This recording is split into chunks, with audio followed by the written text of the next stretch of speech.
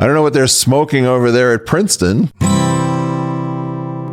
I'm white, and I've got everything I need. No one clutches their purses when they're in a room alone with me. And I can drive through any neighborhood I please at any hour, and the police don't do a thing. So if I see a penny on the ground, I leave it alone and fucking flip it. I'm a straight white male in America. I've got everything I need. I'm a guy getting paid more than a girl with a degree. And I can walk down the streets after dark, no one wants to rape me. And I can get a girl pregnant and just as easily flee. Just like my straight white male dad did to me. So if I see a penny on the ground, I leave it alone and fucking flip it. I'm a straight white male in America. I've got all the luck I need. I've got a pile of broken mirrors and I'm walking under ladders and I'm spilling tons of salt, but to me that doesn't matter, cause my skin and my gender and my orientation are the best things to have if you live in this nation. I recommend it highly.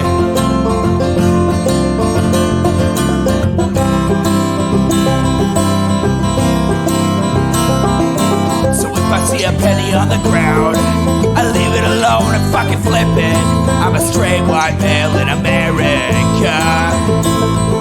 I've got all the luck I need. Shit's gonna work out for me, cause I'm a straight white male in America. I've got all the luck I need. Hey everybody, welcome to the Intellectual Dollar Tree, which I just fumbled over. We do the show every Wednesday, 7 p.m. Pacific, right here on Twitch, twitch.tv/Echoplex Media. Go ahead and hit up our swag shop. That's eplex.store. You might want to, maybe HK could stand up and show off the reason you should hit up that swag shop. This is limited edition pink HK Perrin shirt. Can we see the shoulder? HK Perrin can be like not looking over your shoulder, but looking at you from your shoulder. And there's other great stuff on there. There's a great one about Jesus and Jordan Peterson on there that's pretty funny. And then there's a picture of Jordan Peterson that right under it just says Big Pharma. And that's his name. He's big. Like, what's up, Big Pharma?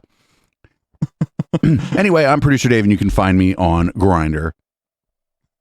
And I'm HK Perrin. You can find me on Twitter at HK Perrin. And you can find me right here on Twitch, as I'm known in the chat room as Sylphweed. That's also my gaming channel, so if you want to watch me play games, you can go follow that on Twitch. Fan-fucking-tastic.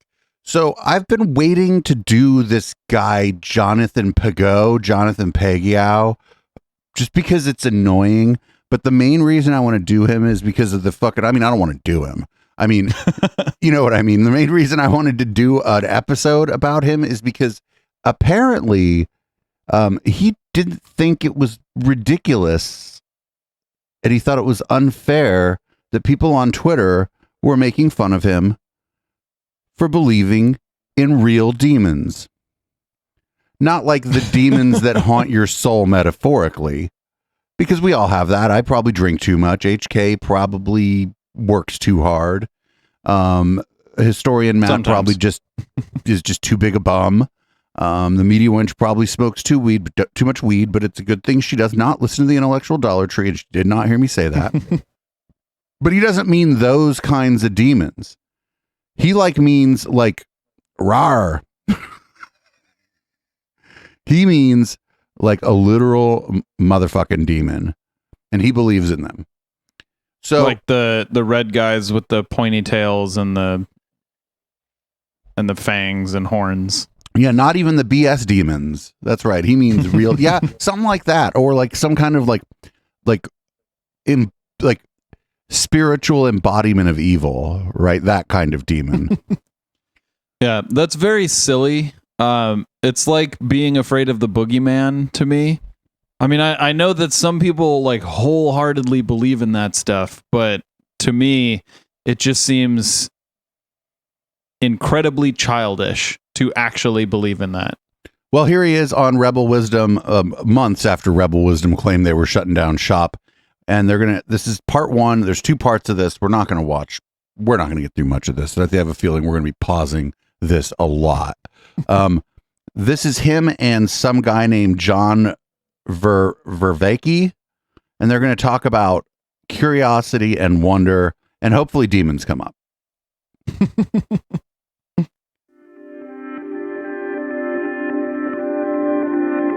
I thought it would be nice to start with demons, David. Demons. just a sort of sense of what maybe. Isn't it great that they can have this conversation? Isn't it great that we can have this conversation about them having this conversation? Also, are they in a fake coffee house that somebody built in their living room, or are they at a real coffee house and everybody saw them show up and was like, gotta go?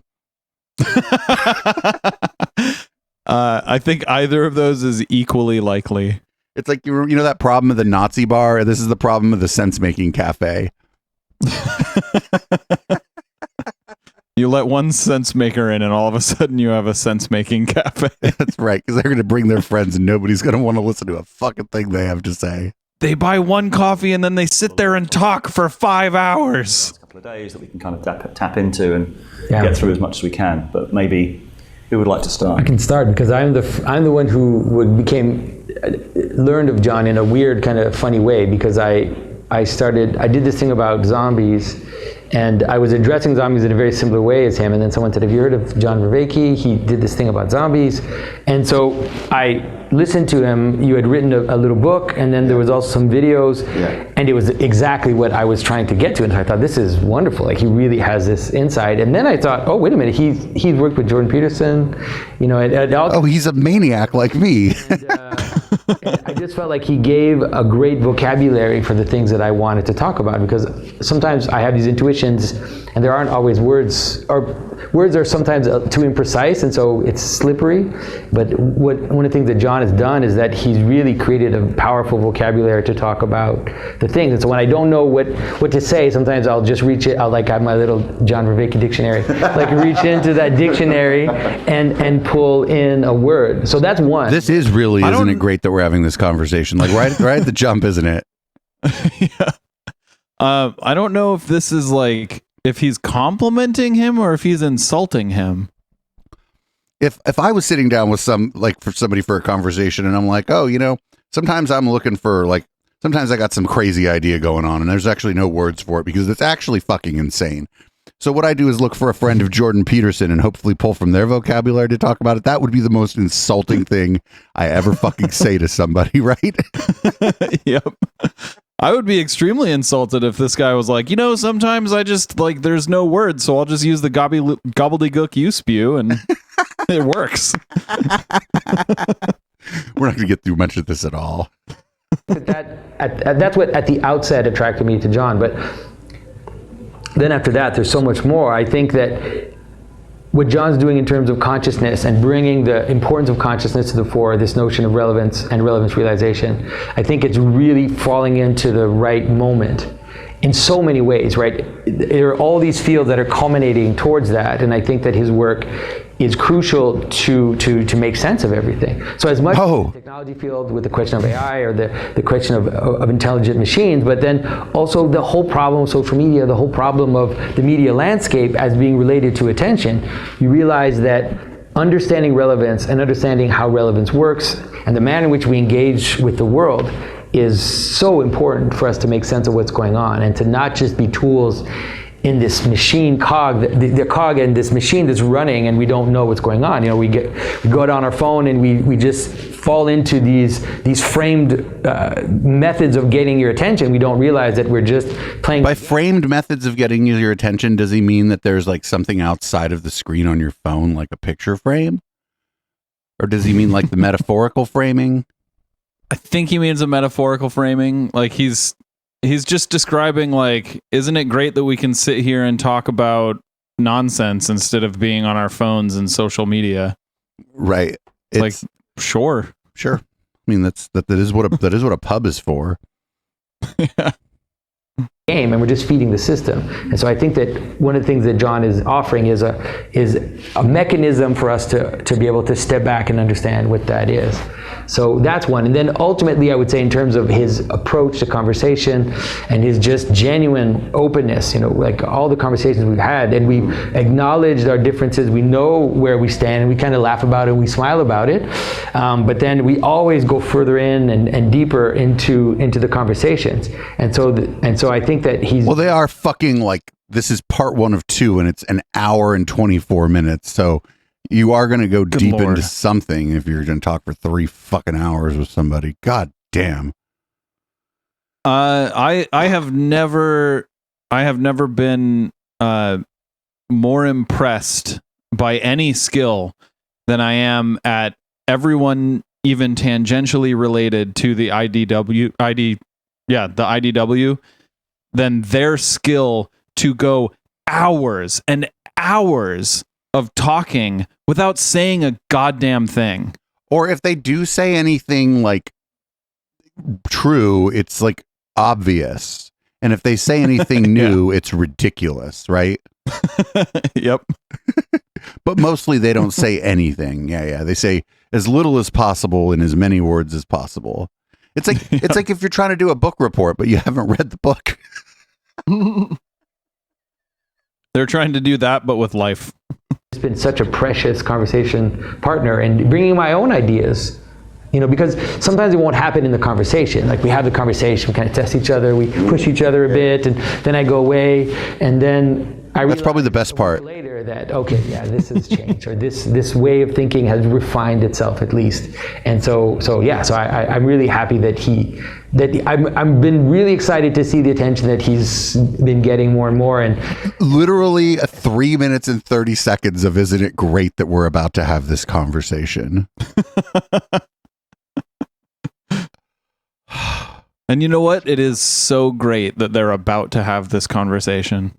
I'm glad that you're here with me to have some kind of disjointed conversation about their overly verbose conversation. I'm glad that we can converse about how glad we are about having that conversation. I'm thinking deeply about what you just said, and I appreciate what you bring to the virtual table here, and I feel like sometimes you challenge me to be more thankful, actually, that you and I are able to have a conversation about the conversation that we're having about these people's conversation. Honestly, it sounds like we're in some sort of like a drug rehab conversation. Except the people in the drug rehab eventually get to the point. Yeah. And also, this isn't a Jordan Peterson video. Conversation with Paul Vanderklay. I keep having the V wanting to go to Vervaeke or Vanderklay. With Paul Vanderklay and all these other people, and you as well, and all this little, what do they call it, the little corner of the internet or whatever. Yeah. I think that's been wonderful for us, but then also for the people that have found some threads and some crumbs to kind of sustain them on their journey. So, yeah. So I saw Jonathan talking about me and talking about the book I wrote with Christopher Mastropietro and Philip Misovic, and so I reached out to him, and then he invited me pretty soon thereafter to come on his channel, and we had our first discussion, and I remember after the discussion was really powerful, and then I remember afterwards when the video ended, I realized, I'm missing Jonathan. Like, I really, really like being in his presence and interacting with him. So this is starting to get romantic. I'm happy for them. Of Dialogos is that. I mean, could you imagine? I mean, if they found each other, what are the odds that these? I can already tell this other guy is fucking insufferable too. So what are the odds, really, that these two souls cross paths in the deepest, darkest, glad to be having a conversation part of the internet? I'm happy for them too. People can get to a place they couldn't get to on their own. That doesn't mean they come to agreement. They had a meet cute, but it took 17 hours. That's the mistake, to think, no, we failed because we don't agree on all these propositions. I think that's the incorrect goal. But I always feel that I do that when I'm in discussion with Jonathan. Jonathan makes good-hearted and good critiques of my work, and I appreciate them. This is not me being defensive at all. Jonathan will say something like, well, John seems to be overly individualistic in how he's understanding spirituality. He's leaving out the ecclesia, and I'll go, that's really good. That's really good, and I'll take it to heart. I might not respond the way he wanted me to respond, but I'll take it to heart, and I'll say, no, that's an important point. And that always happens. That's an important point because he didn't say I'm wrong. Here, like, right, you just overemphasize. You're just too right about this one thing over here, and you're not. You're about 82% right about this other thing, but luckily you have a few extra percentage points of like over 100% right that you were over here. So if you could just move those over to this other place where you were also mostly right, I'd be really happy. And aren't you glad that we were able to talk about this in such a civil way? Yeah, you should be able to handle any type of criticism, not just criticism that you like. You whine, well, what about this? And I'll go, that's something missing from my thought, or that's a way in which I've misapprehended or even mistaken something. And so... Misapprehended? Jonathan does it in a way that's always done with affection and respect, so he's committed as much. For me, I sense this in him. This is how it is for me. Being in right relationship with Jonathan is more important than being right about something, right? I feel that with him too. And yeah, you know what? If this is the only kind of conversation you ever really have and you ever really enjoy, if people come at you on Twitter and say that some of what you're saying is absolute balderdash, you're going to be very upset about that, right?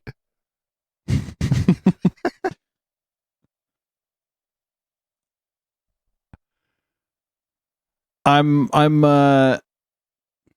wondering how he would respond to someone with some actual criticism saying, hey, in this part, you said this and you're just fucking wrong.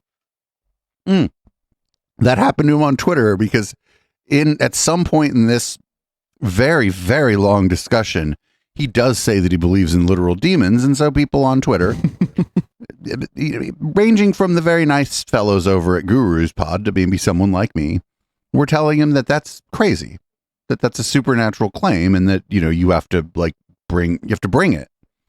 And he was very defensive and blocked a lot of people. I mean, I would be very embarrassed too if I had a belief that was that stupid. I would.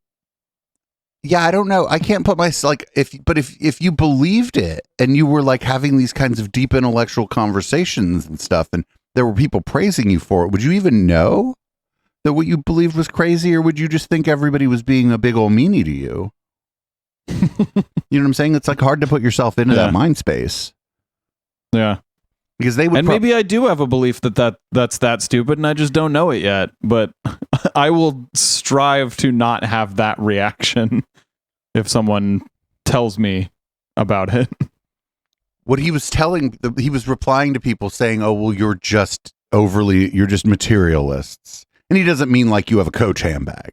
He means that you believe in the material world. And a lot of people replied and said, yeah. Yes, that is accurate. Like even if you're not fully a materialist, like even if you leave open the possibility of things outside the material world, you still shouldn't believe them without evidence. Especially not demons. I mean, that's like some body thetan shit, right? Yeah. That's all a body thetan is like a specific kind of Elrond demon. His work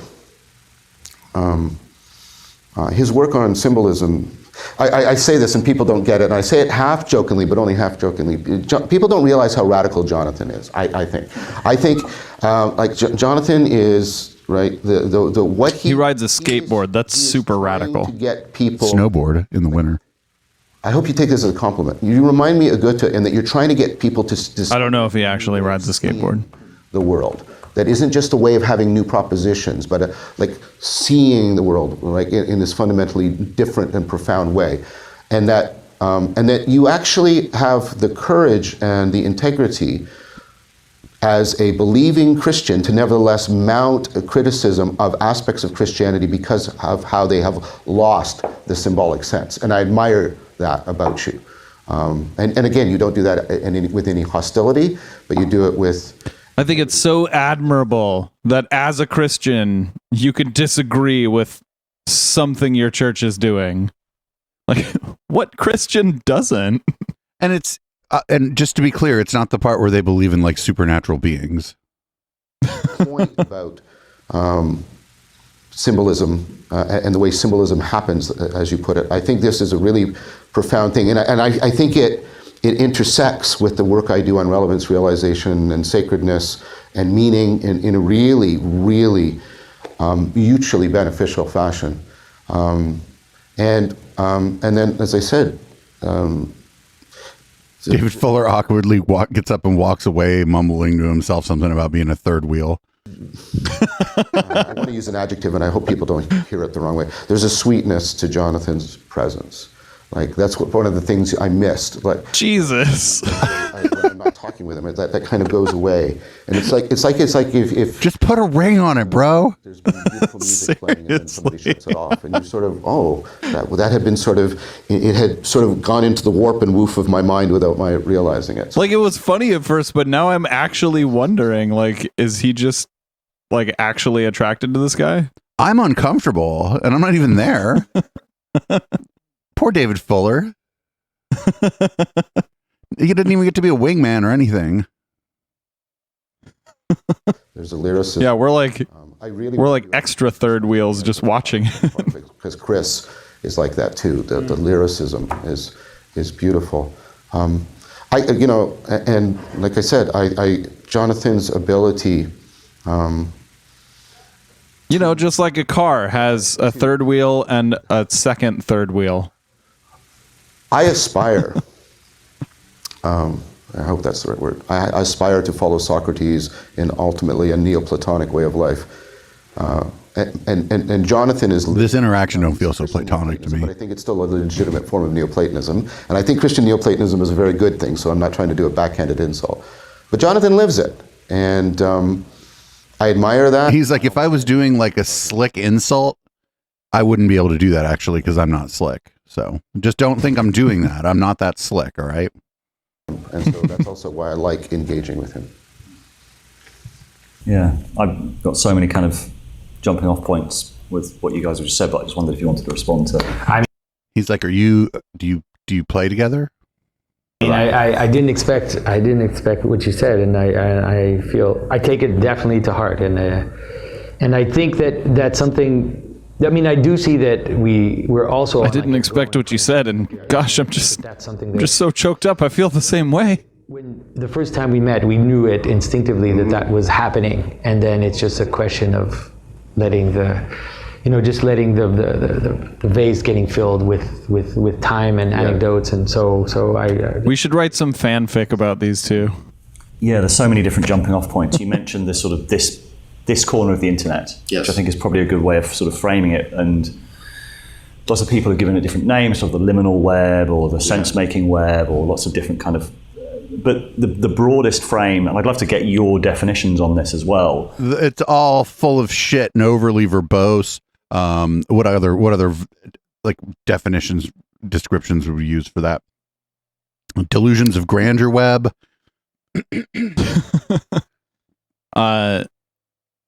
Language salad. But this is also a little bit more like Match.com.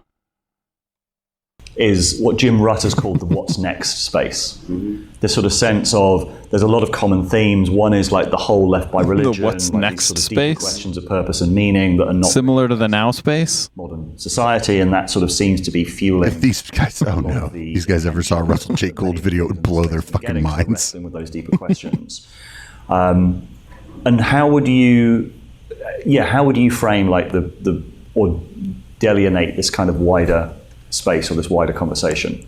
I mean, I think that's right. I mean, I worry that there's a bias because I do think the meaning crisis is a thing and it's important, and I do think it's kind of that whole, and we have different names for it, but I think we're talking of. How far are we into the video right now? 10 minutes, 45 seconds. And they haven't said a fucking thing. Well, they've flirted and they've talked about how great it is to have a conversation. It's like when Harry met Sally, except they're not going to have that awesome faking an orgasm at that dinner scene. It really is like remarkably impressive how much these people can say, how much they can talk, I should say, without saying anything. Like it's actually like it's a real talent, and I am impressed. One of the things I would add to that is not only the matter, but the manner. One of the things that seems to typify this corner of the internet is that we're trying to move into what I call dialogos, what I talked about before, when, you know, how Jonathan and I interact, and how it takes on a life of its own because we're both seeking mutual movement into a form. It would be akin to if you spent like an hour and a half in the kitchen, right? And you dirtied up like 15 different dishes. And finally it comes time to serve dinner. And you just walk out with 8 fucking empty plates. Like, here you go. Or a platter with a grape on it. Realization. And then that is in the service of right relationship. Right? And that's a fundamentally different ethos than you know, what you see through most of social media, a lot of the internet. So I think that manner, which I give the name to dialogos, I'm trying to pick up on many different things with that term. I think that is also an important thing. There's a commitment to that. And there's also a commitment to, and this is something I guess it's part of the manner. I think what we're also doing, and I'm trying to use a term that you know, I got from Christianity. I don't think it's insulting to Christianity the way I'm using it. I think there's an attempt to rediscover and revalue fellowship as something distinct from specific friendship or just being a member of a team or part of a corporation or whatever, right? And so because one of the things people often say, especially in more intense versions of like dialectic into dialogos, is they'll say, I didn't know that this kind of intimacy existed. It's neither sexual nor familiar nor friendship, but it's important, and I've always been craving it. They say that. And so I think another thing this corner of the internet is... Are these people on Molly? I think maybe he's just not getting along with his SO. So he's like, he's trying to maybe get some close time somewhere else. This idea that and Eric Weinstein does this a lot too. He's like, oh, we have these conversations. We have this special way of interacting that other people probably can't replicate. It's not sexual, but it gives you that feeling, you know, and like you're about to come.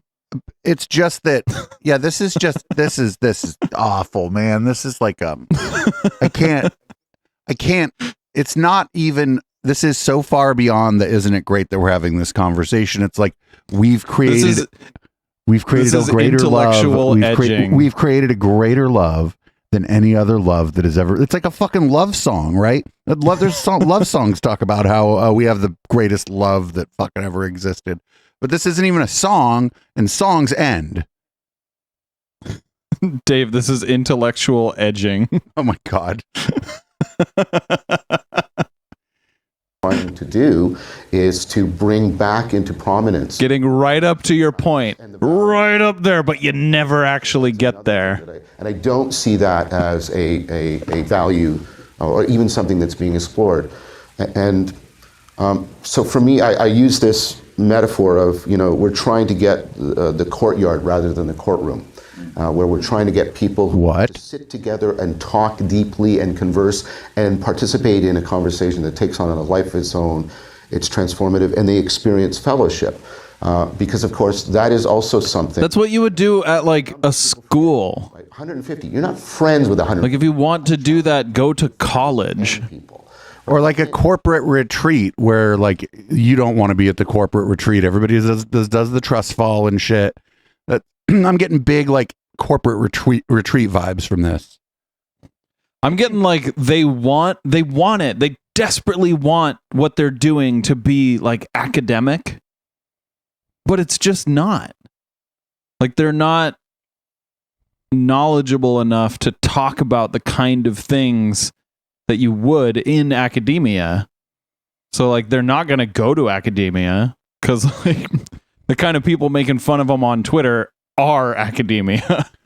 It's a mix, but yes, there were several people when you check the profile of the people who were making fun of him. It was like professor of philosophy at such and such a place. Grad students, a lot of grad students in there making fun of them, and just a lot of people I'm more or less familiar with on Twitter making fun of them. It runs the gamut. You don't need to be an academic to make fun of these people, but it helps. But you could also just be a troll and make fun of these people. Can't do it, but they're not just people that are living with you, right? I would argue we evolved to be in fellowship, and I do think the ecclesia, the church, was a place that made that. I hope this is the right word, Jonathan. I think it made it sacred. There's something sacred about where two or three are. Does he mean that humans evolved to be a fellowship, or that like their little? What is it? What's next to space? Is that the evolution of the fellowship? I think yes. Because I mean, humans are social creatures, so in that sense, he's correct. But I don't think what they're doing is like in any way necessary or would come about naturally again. Oh, I sure hope not. I sure hope generations in the future don't have to put up with whatever the VR version of this bullshit is. Right. And so I think that that's another important aspect of this corner of the internet. Yeah. And one of the things that it's been interestingly enough, it's also been moving out of the internet, which is something which is positive, and not. Interestingly, too, not moving out in a singular way. No. Right? Because it could have been something like, some guru or whatever starts something and then he has his group. So that's not what's happening. But that's David Fuller. He is a guru and he has his group, you idiot. Yeah, that's literally what they're doing right now. That's David Fuller. You're kind of there. I can see that people the people are going back to church too, but not going back to different churches. People are going back into their churches and trying to understanding the importance of ecclesia and the importance of fellowship, and then trying to create that at a local level too, because it can't completely exist only online. No, and I agree. And I think one of the evidences of the reality of the rediscovery of fellowship and of Dialogos is exactly what you're saying. If it just stayed on the internet, I would suspect it's reality. And that's where the practices come in as well. Very much. Sort of the circling or the authentic relating, and there is a sort of conversion. The authentic relating. Good job, David Fuller. The authentic relating. It's the circling. The authentic relate. Get the fuck out of here. Come on, man. Authentic relating. I can't even imagine like a context in which I would describe what I am doing as authentic relating. What if you were on the internet talking to gullible rubes trying to get their money? Oh, authentic relating it is. Pointing to of different practice groups that are maybe kind of becoming interested in a lot of the ideas, but have got maybe the embodied practices of fellowship or connection. Yes. And breath work. You mentioned Paul van der Klee as well, who, when I sort of described some of the workshops or practice that I was familiar with, he was like, "Oh yeah, that's that small group in church. He was kind of basically saying, yeah, we've already got that. We don't need that. We've already got that." And Paul's setting up of the estuary, like Jonathan said, I think that's really important. I mean, what is the estuary? Did he just describe himself as like an off-brand church? Yes. Okay. Yeah, just wanted to make sure. Yes. Yeah, big cult vibes. I think that was a very apt description. What do we call that? We call that accidental self-awareness. Yeah, self-aware wolves. Yes, actually, David Fuller. The last like group call that we watched of his was fairly troubling because there were certainly some kind of maybe not necessarily all the way into like cult territory, but like high demand and high control group vibes from it. Maybe not all the way into cult territory, but yeah, it was pretty bad. Cultish, yeah. And I don't know that he knows that he just had like a fucking absolute epiphany about himself and what he's doing, but that's what just happened. An estuary is where saltwater and freshwater mix, and so the estuary isn't church, but it's a place that's supposed to be where people within the church and people without the church can meet in good faith dialogue. You mean everywhere that isn't the church? Because you meet people every day. You probably run into people every day that if you're out and about, you talk to 20 people. Some of them go to church, some of them don't, and that's just fucking everywhere that isn't the church. I'll call it the bus, the train. You can't have good faith dialogue at Safeway. It's not conducive. There's too much bread around you. Just too much advertising around there for any of the stuff happening there to be good faith. What you have to do is scare everybody out of the coffee shop.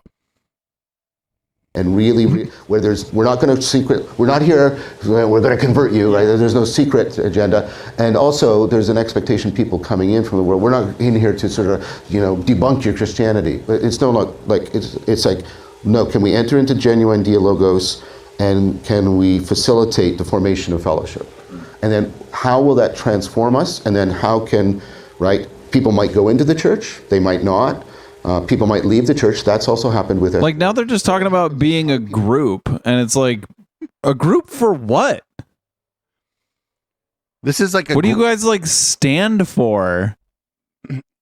They don't interrupt each other. They are, as he said, they don't question anything that anyone else in the group says.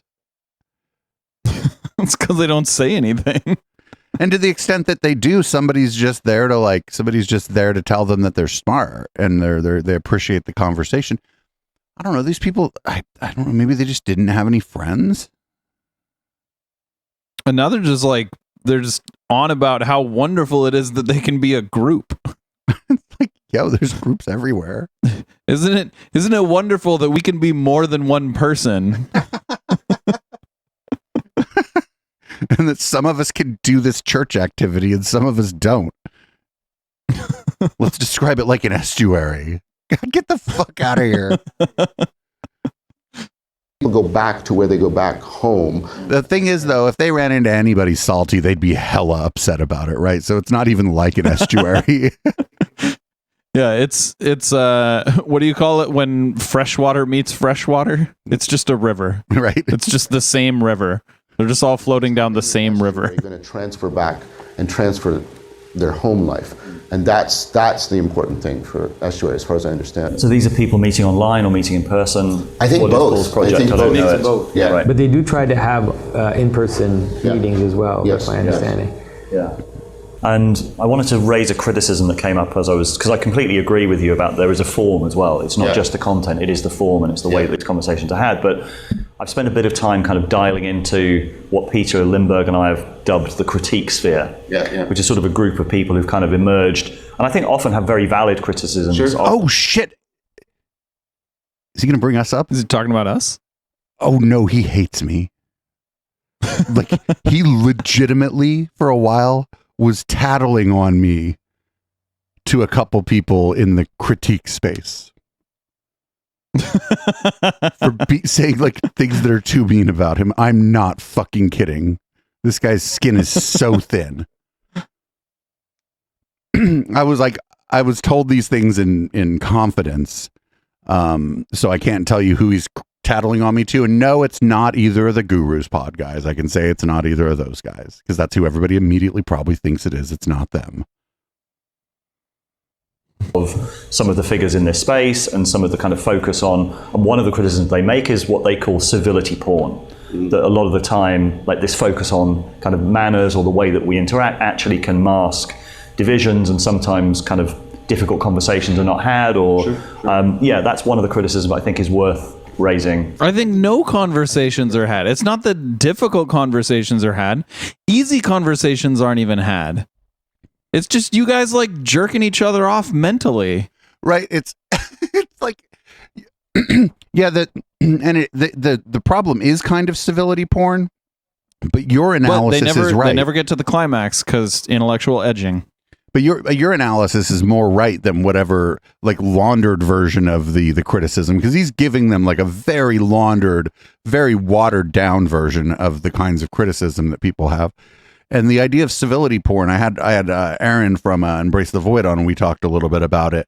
And he kind of it was of your position that it's that nothing gets really said if everybody's so focused on civility that, you know, then nobody hashes anything out because everybody's like afraid to disagree with everybody else because it would be seen as rude.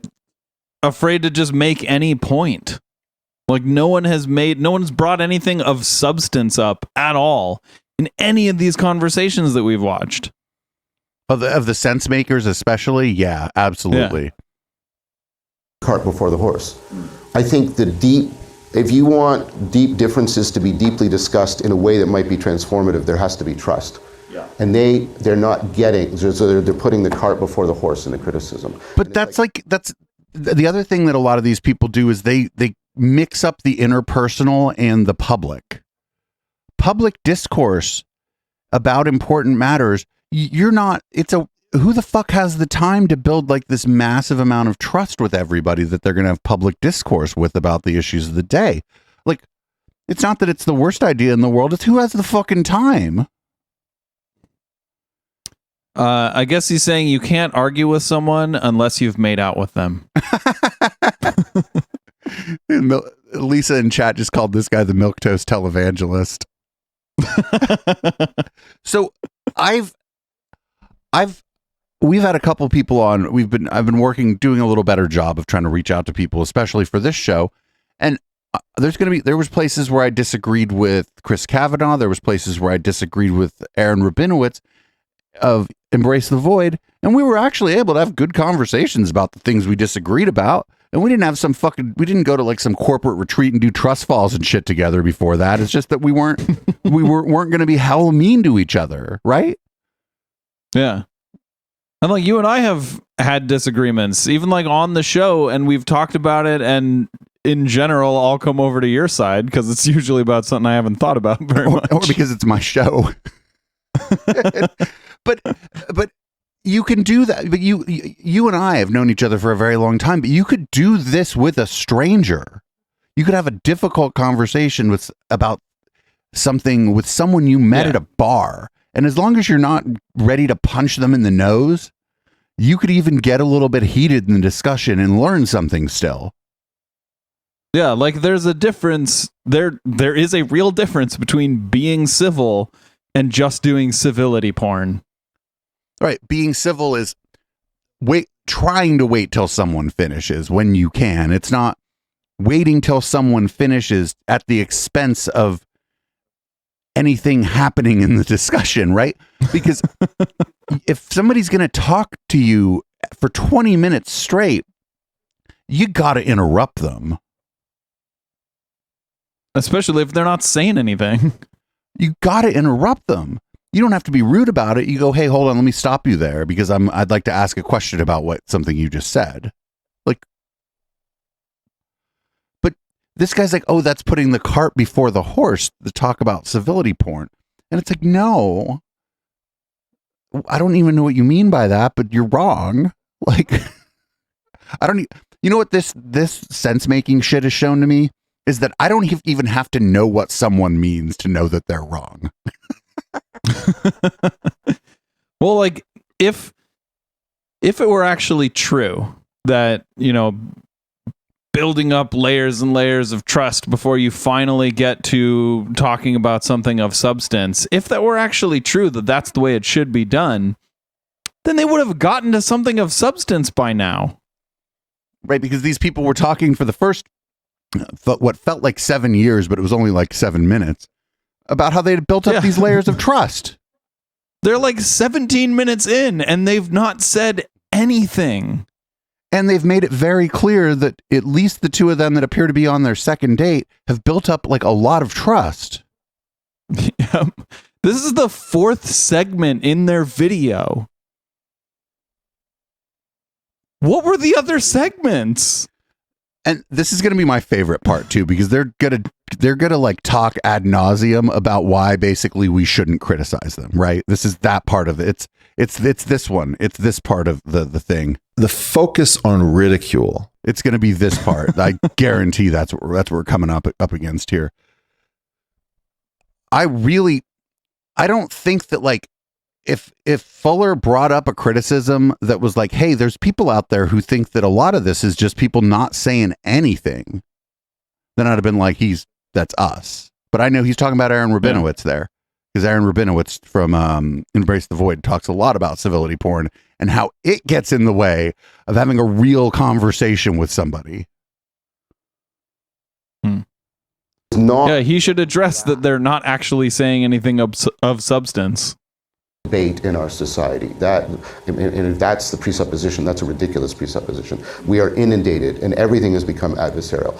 I am not saying we stop that. I think there are, but what I'm saying is, no, there are different needs being met in different ways, and we delegate it. If we're going to do, right, there's proper arenas for example, in science, I got to debate. That's part of the job. That's how you do it. That's how it works.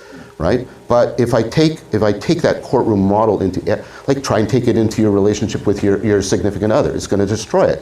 And yeah, exactly. and if you get into that protest polka, like Susan Johnson talks about, and this is a therapeutic point, you actually can't get to the differences because people get caught up in the intensity of the conflict and mistake that for the issue that is potentially resolvable. And what you have to do is you have to break out of that. You have to return people to a deep kind of... But this is bullshit. I've had drag out arguments with people that I love, and we eventually got to the root of the matter because we were like mad. And finally somebody says, no, it's this. And they were never willing to say that shit before. And then the argument fucking stops for a moment because they can't believe they just said it. You can't believe they just said it. And now it's like right out there where everybody can fucking see the turd. Now we know what the turd looks like, and we can fucking clean up the turd. Yeah. And to the extent that like he would be right in the sense of like an intellectual conversation about some specific topic about like, you know, should we pursue this as policy? Like, sure, you might get to the point where the exchanges become too heated and you're not actually talking about policy. But like, that doesn't mean that the other extreme is right and you just never talk about the policy because you're just all talking about how wonderful it is that you can sit down and maybe talk about the policy someday.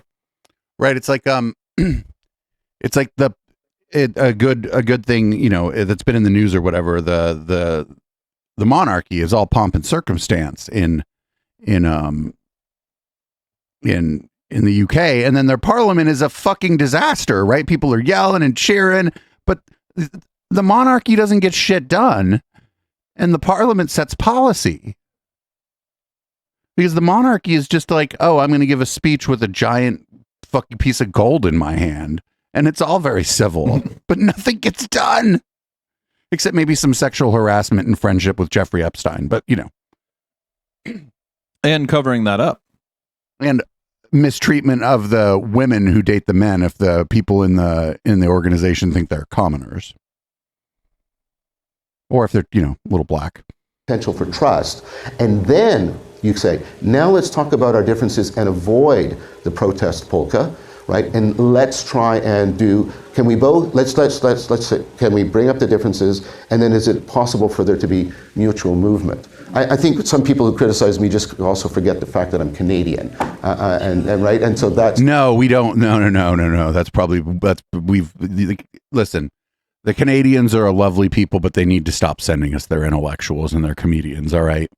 But for me, that would be my deepest reply. They're getting the cart before the horse, and they're presuming that there's a lack of adversarial debate in our culture, and I think that's not. And I think that, and it's funny because if you pay attention to the conversations, you'll realize that some of the differences between us are huge. They're deep. They're big, and they're constant. Like, how long do we have to wait before that happens? Yeah, could you bring up like one example? He's like, I believe in literal demons, and he only believes in them figuratively. Like, what the fuck? Like, what? Like, when is that ever gonna happen?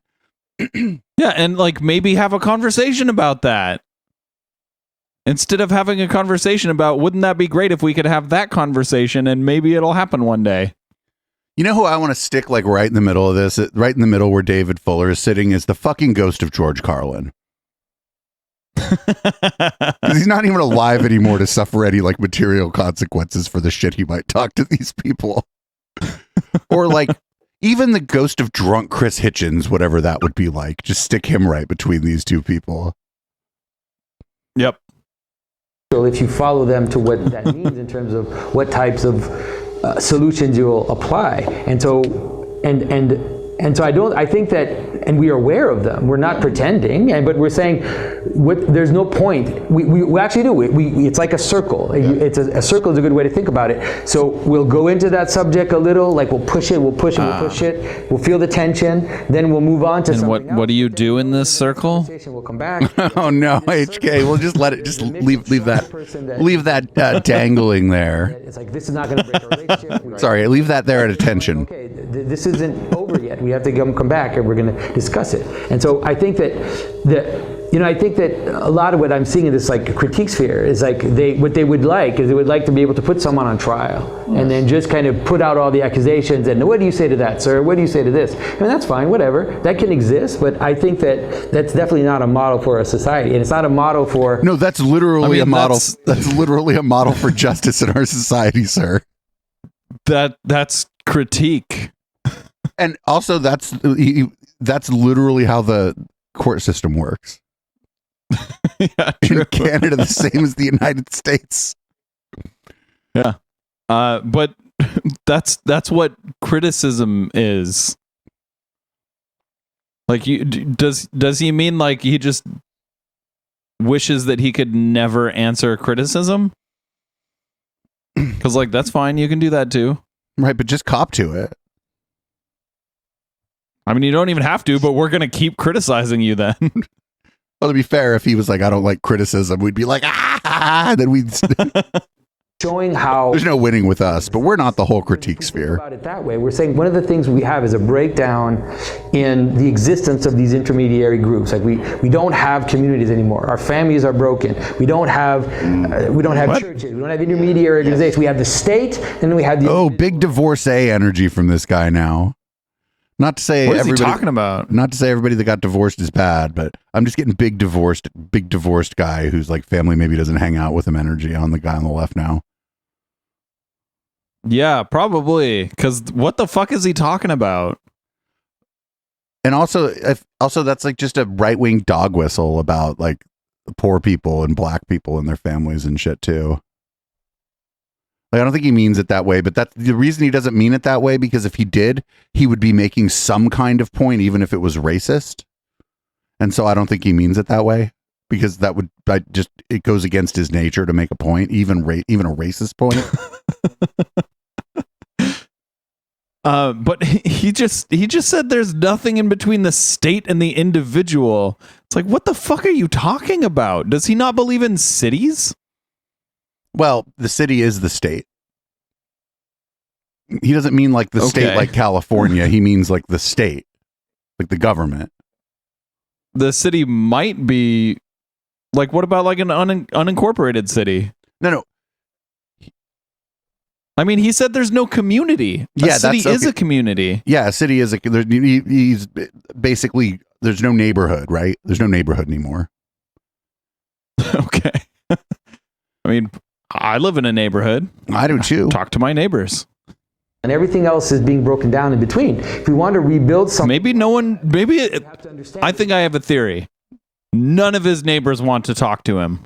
So he does not believe in neighborhoods anymore. I think this is his house, and they're like, why did you build a pretentious coffee shop in your living room? And then they never come over again. That's this is so crazy. And they're like way off topic from like the fact that people are critiquing them for not saying anything. And they're responding basically to the critique that they don't ever say anything by just not saying anything. It's bulletproof. so much of like their point, I guess, if they have one, just boils down to like, why is everyone allowed to criticize me? What it means, because it's the same. If you live in a group and you would take on that critical approach, someone that lives in the same house as you, how long do you think you're going to be living with them? Yes. It doesn't mean that you have to ignore it, but you have to come at it like this, like the cycling of like the cycling of trust and of questioning. How does he think people live together? In a relationship, People are critical of one another, but they're not like, they like go, hey, when you do this, it annoys me, or when you do this, it makes it harder for me to get ready for work, or when, you know what I'm saying? Like, people do it all the time. Hey, can you do me a favor and X? People do it all Has the time. he never had roommates? God, imagine being this guy's roommate. Oh, bad enough when he's sober. Imagine this guy like after like 6 scotches, especially if he like bought really nice scotch. And so he's like swirling it around in the glass while he's like waxing about fucking nothing. But he's like 6 glasses of scotch in, just like with the ice clinking in the glass, just like fucking just talking about how great it is that you could drink scotch with him, but he hasn't even offered you any. And then you get up to leave and he's like, oh wait, I got one more thing. relationship with the one person, it's the same thing. You can't always be telling the person their faults. And those faults could be completely true. Like everything I say about my wife, if I criticize her, could be absolutely true. But if that's all I do, because well, you haven't fixed that yet, right? Because I see you haven't fixed it, so let's keep talking about it until you fix it. It's like, that's not a reality. It's also a pretentious standing point for the critic. Okay, now I kind of understand what he means here. He means that the people who criticize him, he only ever sees them criticize him. So he assumes that they just criticize everyone all the time. Because Right. that's the only behavior he's ever seen from them. Right. He would assume that about us. But like, that's not the case. Like, we obviously don't spend that much time criticizing each other. Otherwise we'd just be arguing all the time on the show. He assumes that because people think he's full of shit, that they just think everyone's full of shit about everything. But it turns out it hasn't occurred to him that maybe he's just full of shit. Yeah. There's a reason we don't criticize everyone on this show. Because not everyone is full of shit. Right. Like, not everyone goes around lying and like having these self-aggrandizing, like, it's basically, we go after people who are like, say false things in a self-aggrandizing way. That's like the target of this show, or at least that's what I think the target of this show is. And so my neighbor across the way doesn't get a feature on the show because I've never even met them, but I assume they don't behave this way because most people don't behave this way. Right. It's I'm out here and I'm going to do this. And What? I'm going to find the criticisms. But where are you standing? Are you going to come in and actually, one of two things will happen. Then you'll allow me to do that to you, and then we'll get to the point of non-negotiable faults that we won't, right? And that's what happens when relationships break down. Or we'll get into, I'm going to actually open up a little towards you, and then you're going to move towards, I would argue, if you're going to actually participate, as opposed to taking a pretentious epistemic stance, then you're going to either move into acrimonious division, or you're going to have to move into something where, But sometimes Why doesn't he try to participate with the people criticizing him, though? from a group, because They're Like, doing why it, doesn't that road go both ways? they're doing it in bad faith. You know, either of us would go on that show if we were invited, I think. Yeah.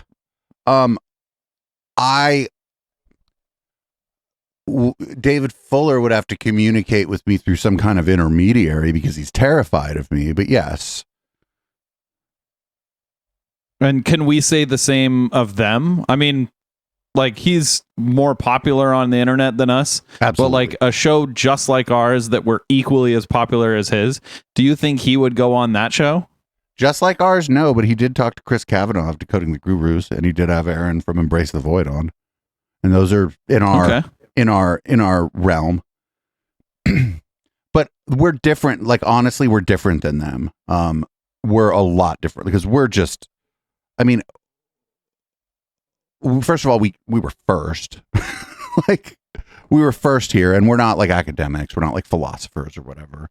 And so it's just a different thing. But I don't think that I would kind of like to maybe, I don't know if I want to talk to either of the two people on the end, but I'd like to talk to David Fuller. I definitely don't want to talk. I think I'd rather talk to the two people on the end because they seem to be the most full of shit. But I guess that's just because they've been talking the most. Oh, you're nailed it. Oh man. Their behavior, the things they're saying, are completely corrosive to the existence of something. Yeah. So I'm not saying that shouldn't exist, but we should be careful to think that this is just the manner that you deal with problems or questions. That we're not that in our relationships we're not addressing these issues. We're doing it progressively through these cycles of discussion. So that's what I. So here's what I totally agree with that, and what I would say is we have enough forces, both algorithmic and social, pushing into prominence acrimonious division, right? That it doesn't need to be emphasized. It can be needed or necessary. I think we've got an imbalance. So if they think it's civility porn, I think it's trying to address a significant imbalance in the society. Yeah, I mean, this is obviously something I've thought a lot about, having tracked a lot of these public conversations, one of which was the idea of the kind of intellectual dark web. Can we have sort of conversations that go beyond ideology, that are kind of going somewhere new? But that's not what the go ahead. I think his point was, oh yeah, well, you guys disagree a lot, so we've just made it a point to just never talk about anything we're going to disagree on. Maybe. Was that his point? I don't know, but his description of the intellectual dark web there was like, we're going to have conversations free of ideology. Like, the intellectual dark web was an ideology of its own, right? It was this. Yeah, like, and it was also full of ideology. Yeah, it was like this sort of faux centrist, anti-social justice, anti-leftist, like pro sort of, I don't know what they were in favor of. Calipers, IQ tests. It was this. It wasn't like it wasn't like a blank slate kind of place where different people from the far left to the middle to the far right were having these conversations. It was like very much clustered in the center right with a bunch of people who thought that they were just so fucking smart. And at least Dave Rubin was grossly overestimated in how smart he is by all those people. The rest of them I can see where you could be fooled, but come on. Wholeheartedly agree there. And it's very difficult when there's a sort of level of prominence, partly, as you say, because of the tools, because of the algorithms, which on both sides sort of, they boost conflict, they boost tribalism, they boost criticism, but they also identify us often with our worst takes, or we become we sort of calcify around our worst opinions in a way, a lot of the time, because we sort of are forced to defend them. And I also think there was But no, you being forced can you defend them? Yeah, you being forced to defend your worst opinions is probably how you change your mind about your bad opinions. Yeah, like if you can't defend it, maybe change it. Right, maybe not right away, but be like, okay, I guess I should probably think about that a little bit. Yeah, and if it's been like 2 years and you're like, you know what? I honestly can't come up with a good reason that I believe this. I think you've got your answer. Right. And just the way that they are talking about criticism is so weird, because if they're not really applying this same principle of charity that they want to apply to each other, to the people that are criticizing them in this. And they're not even naming anybody either. People get mad at me for naming the names, right? When I'm like, this person's full of shit, I use their name. And like, so you know who I'm talking about. And you can draw your own conclusion about it. They're talking about criticism in the most fucking abstract possible way that you can talk about criticism, and then acting like it's bad. But I don't even know. Yeah, I mean, are they talking about us? Are they talking about Aaron from Embrace the Void? Are they talking about the guys from Conspirituality? Are they talking about the Majority Report? Are they talking about the fucking Gurus Pod guys? They're talking about Ina from Nice Convert. Who the fuck are they even talking about? Because there's a lot of people who. Or are they talking about just getting dunked on Twitter? Right? Are they just talking about getting ratioed by somebody with 37 followers who has a pretty good handle on what the fuck they're doing? Yeah. Like,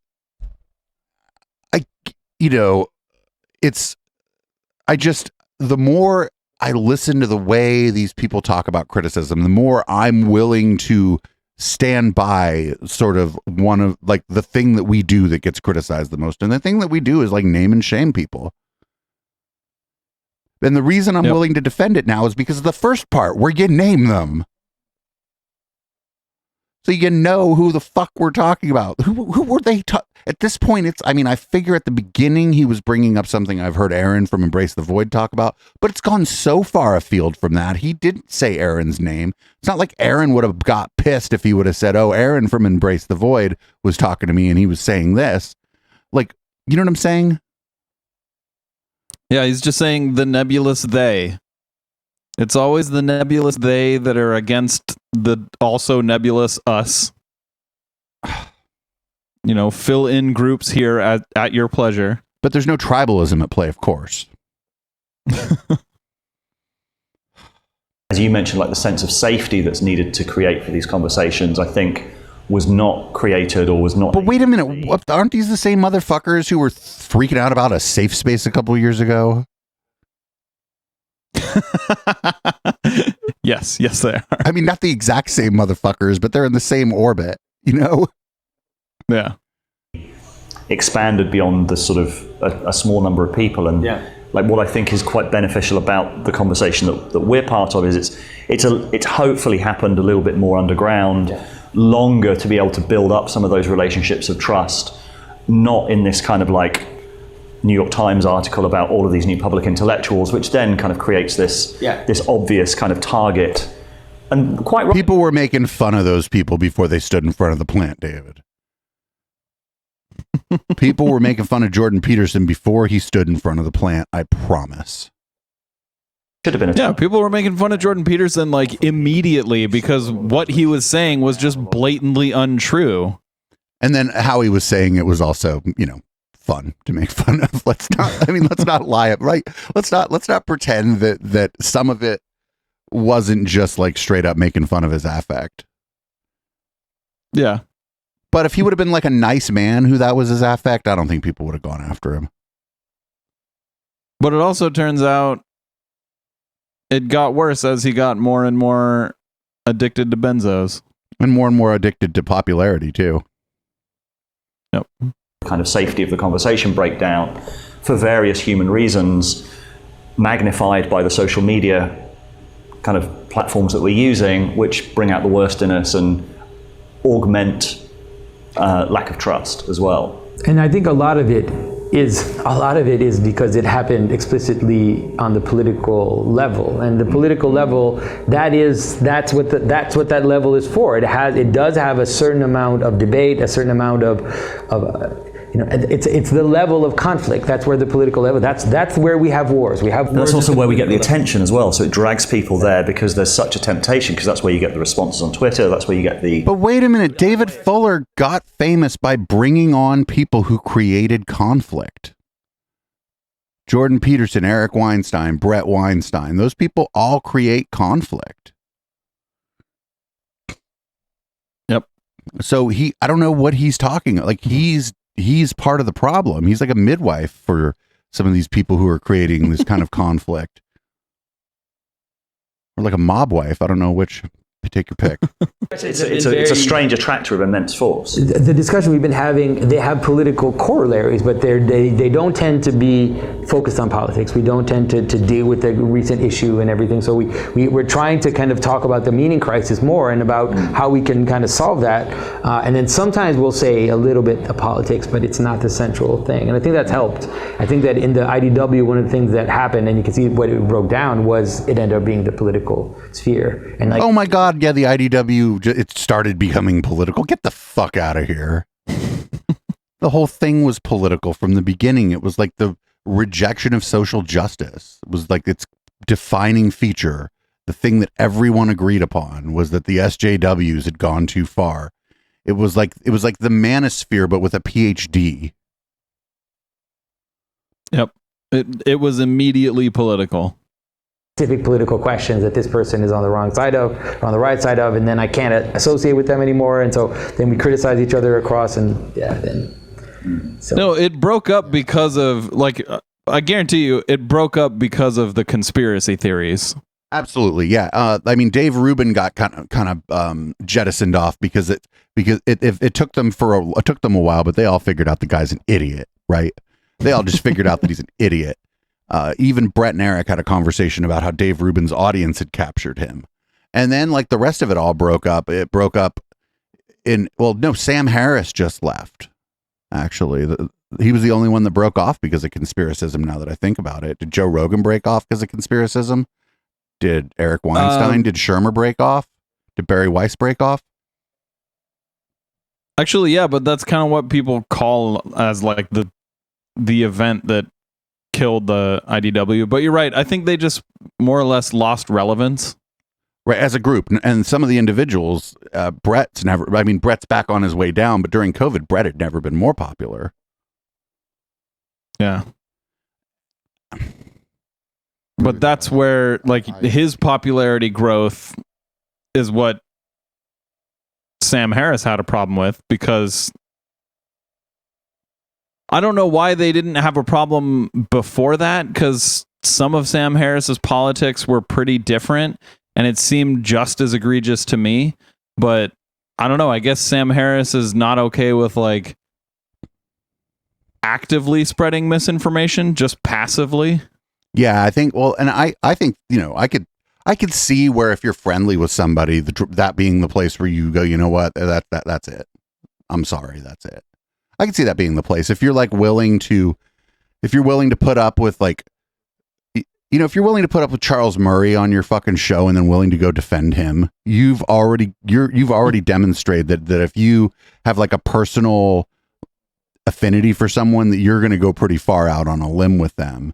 So, I mean, if that was the place, that was the place. But the problem I kind of had with it too was that Sam wasn't willing to just come out straight out and say that this guy's doing demonstrable harm. Like, what he's doing is bad. I can't believe that I didn't see the warning signs of this. That would have been like, and I need to examine who I'm spending my time with and who I'm platforming. But that'd be too much to ask. For Sam to have a decent take on anything. Yeah. I think first, the attempt to shift the sacred into the political arena has been a significant mistake. What does that even mean? The sacred into the political arena? Is that what he said? So is he for separation of church and state? I don't know. And it can't incorporate a lot of the other stuff that I think is central to meaning making. And I do worry also, like I said, I've said to you before, I worry about the hermeneutics of suspicion being considered the default mode in which we approach reality. And the hermeneutics of suspicion prioritizes devastating criticism, right? So the devastating criticism that knocks the person down or reveals the secret flaw, and we, aha, and it's like, okay, you do need to do that because there are people that should be knocked off their high horse. I'm not saying that. But just not me. Again, why not also present what the hermeneutics of suspicion always depends on, which is the hermeneutics of beauty, right? It's not the case. Like We maybe pull apart the Oh. because I think this is a great concept. We've talked about it on the channel, but maybe people watching this won't be familiar with it. So this is an idea from Ricoeur, and the hermeneutics of suspicion is basically sort of given to the West by Marx, by Freud, by Nietzsche. It's the idea that there's underneath it. There's always a secret agenda, a hidden motive. No, that's conspiracism. And there's a lot, or the unconscious, or the class struggle, or the will to power. Yeah. But those aren't, no. That's not a secret agenda. The class struggle or people's will to power, those aren't secrets. Those are public agendas. Right. The will to power is like one of the oldest ideas in philosophy is that like power will corrupt people. Like that's like one of the oldest, like it's axiomatic and everyone knows about it. This is the opposite. Like the will to power is not a secret. Yep. What the fuck? Come on, man. Or some systemic oppression, right? This is what you're doing. But this Maybe it was revelatory to him. Like these things that he's talking about are all like in the public discourse. None of it's a secret. The manifest and the latent, Weber made a distinction too. Bureaucracies are set up to do this. This is their manifest function, but they have this latent function. So you can see many thinkers coming to this. And the hermeneutics of suspicion is based on this idea that appearances are distracting, they're distorting, there's misleading, and what you want to do is you want to break through. Now the problem, and this is a point that Merleau-Ponty hammers. I believe the saying goes, appearances are deceiving. Looks can be deceiving is actually the saying. Oh, okay. That's yeah. So yeah, looks can be deceiving. That person looks nice and then they punch you in the face. Well, I guess they're not very nice, at least not to you. But yeah, that's not an uncommon. That's not something that's uncommon knowledge. Like we have a saying for it, right? So, yeah, these are what a weird thing to like.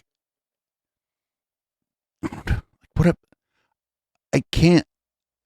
The obvious being presented as novel is another like through line with these people. Yep.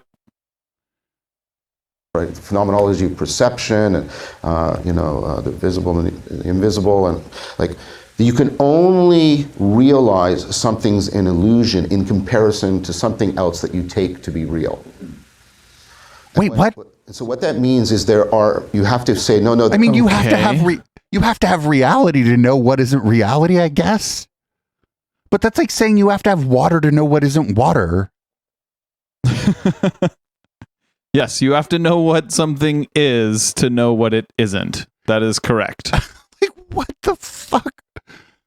The what is he saying? The hermetics of suspicion. He's probably doing a great disservice to like a decent way to like sense make.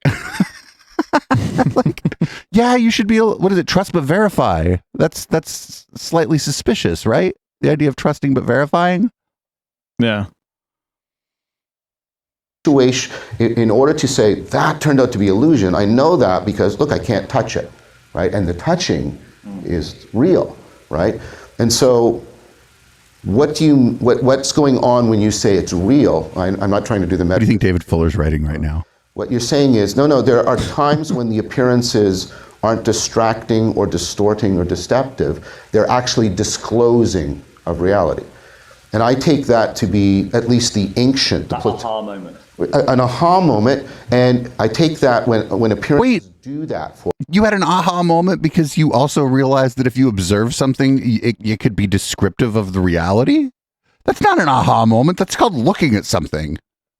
Like, what the fuck? I think his aha moment was realizing that just because he saw something, it doesn't necessarily mean that what he thinks he saw is what he saw. Or maybe it's a dig at the this guy guy who believes in demons. No, the other guy believes in demons. Maybe it was a dig at the demon guy. Oh, okay. Good-natured jabbing. that's what the ancient at least So maybe the other guy hasn't realized that yet. the hermeneutics of beauty actually is primary, and the hermeneutics of suspicion is completely parasitic on it. And what I'm critiquing is the imbalance. Right? I'm saying, no. We should also be doing a lot to exempt. But wait a minute. Okay, so you can be like, that's beautiful, but I don't think you painted that. Right? If your friend never painted a goddamn thing in the world and then they show you the Mona Lisa, you're like, that is a beautiful painting. You didn't make that. So, in fact, I know put what in that some is. text on Dolly Mini, okay? I know what that is. That's the fucking Mona Lisa. Like, why do you wait? That's the original. Are you? I gotta call somebody. I think this is illegal. Also, why are you holding that gun and wearing that ski mask? In that manner, I want to challenge the prioritization, the implicit and almost unchallenged, uncriticized assumption that the hermeneutics of suspicion is the way in which we should move through the world. And the idea that the hermeneutics of beauty are primary, this is not just a statement that John is making. This is actually the manner in which you engage with your daily life every day, Yes. all the time. Yes. When you walk out on the street and you don't think it's going to break apart, when you pick up a glass and it's holding the liquid in it, you are No. engaging in That's not the hermeneutics of beauty. It's not beautiful that your glass doesn't break when you fucking pick it up. That means somebody figured out how to make a glass. I would hate to live in a world where I was suspicious of every glass in my fucking cabinet. Like, how fucked up would that be? Like it's you don't do that for everyday objects because you have no reason to believe that everyday objects are an illusion. Right. Until one day they fucking are. And then you're like, okay, I guess my glass can be an illusion now. Well, maybe somebody tricked you or whatever, but then maybe because they tricked you, you learn something cool, right? Like if it's not bad, right? If you're like, oh shit, there's not even a glass there. It's a hologram. Holy shit.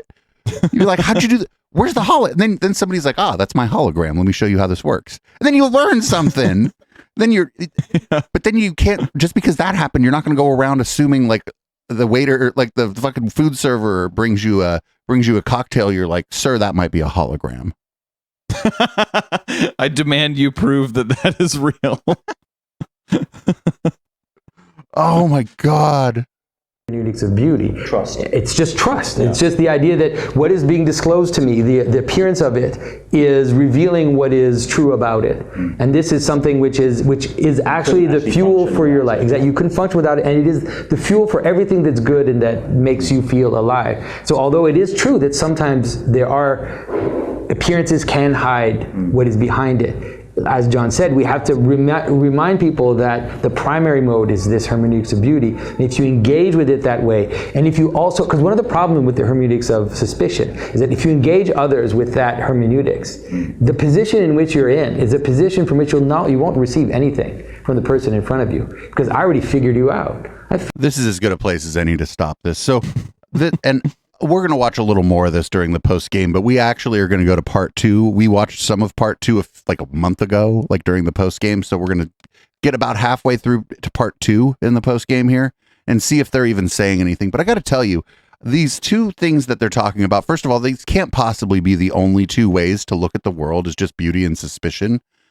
But if, let's say that these are let's say that these are the two big ways to do it. I'm going to present an idea to you, is that these two things would be in a push-pull at all times in everyone's mind, because they would have to be.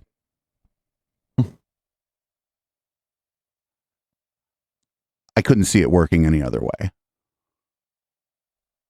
Yeah. But you can't break everything down to beauty and suspicion. That's stupid. Yeah. And you wouldn't want to. You're leaving out like fun things like surprises. Because you, like, if you were like a surprise, you would be like, actually, I'm glad I wasn't hyper suspicious, because, well, it depends. Was it a good surprise? Like a surprise party? Ooh, I bet nobody ever The glass wasn't actually there. But It's if a magic trick. But that that's a surprise, but that's good. Yeah. And when you how'd you do that? and like a lot of skeptics love going to magic shows. We know there's no magic.